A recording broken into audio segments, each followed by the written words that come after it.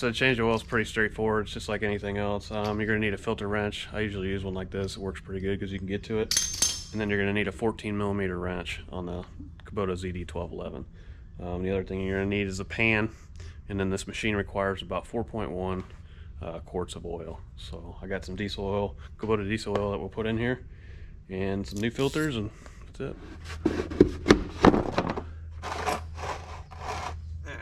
You got the pan. I'm gonna go ahead and pull the dipstick so it'll help flow the oil out. Go ahead and get the filter off too to get more airflow in there. I did run the machine for like 10 minutes, so it is gonna be a little warm.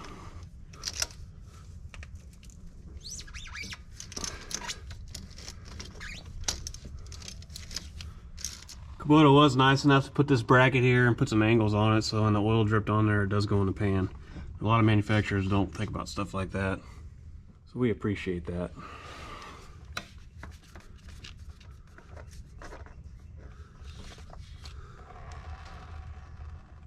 One other thing you want to look at when doing this, you want to clean this up. Make sure that the O-ring off the filter is still in the filter and not stuck on the housing, on the block, because if it is and you try to stick 2 O-rings on there, it actually won't seal very well. So ask me how I know.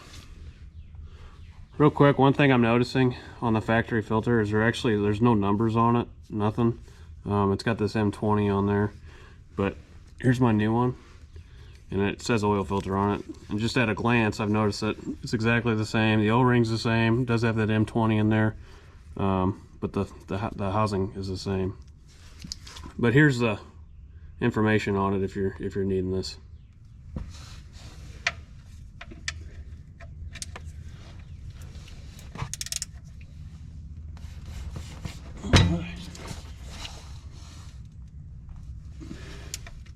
Way tighter than I was wanting it to be.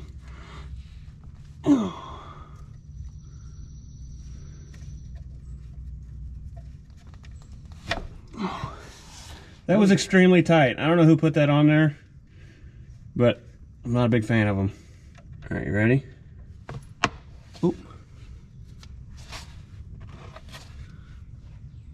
Copper washer on there.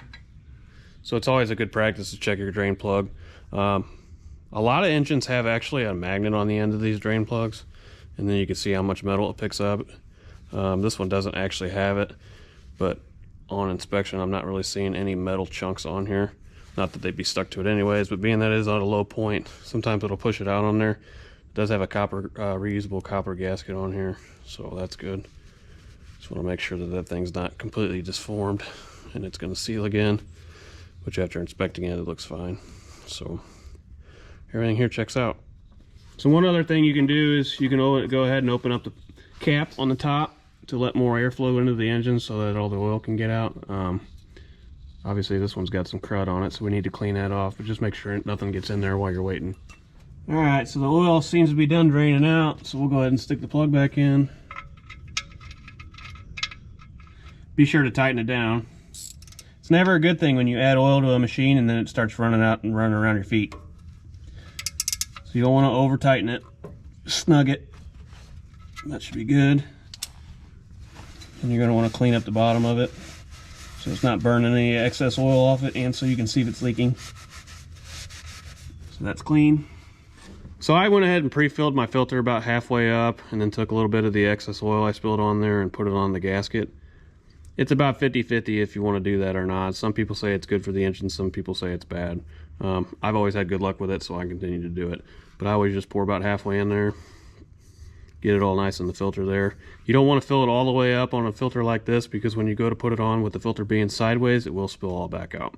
So the filter housing is all nice and clean. Got that cleaned up. This is cleaned up. This is lubed up. There's only one gasket on there, so we'll stick it on.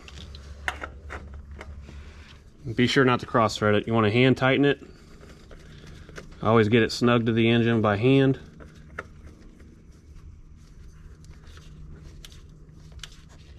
So as tight as I can get it to there, just hand tighten it onto the engine as tight as I can get it. So the oil I'm going to be using is this Kubota oil, 10W30 engine oil. That's what it recommends in the manual. It's going to take about 4.1 quarts to fill that up. All right, so I just added 4 quarts to the engine. Let's go ahead and stick the dipstick in, check the level. So it looks like it's a little higher than the line there. So what we're gonna do is we're gonna go ahead and start the engine up and let it run for a second to fill that oil filter up, and then we'll check it again. All right, so we're gonna go ahead and start it up and let it run for a second. Oil pressure light went away, so that's good.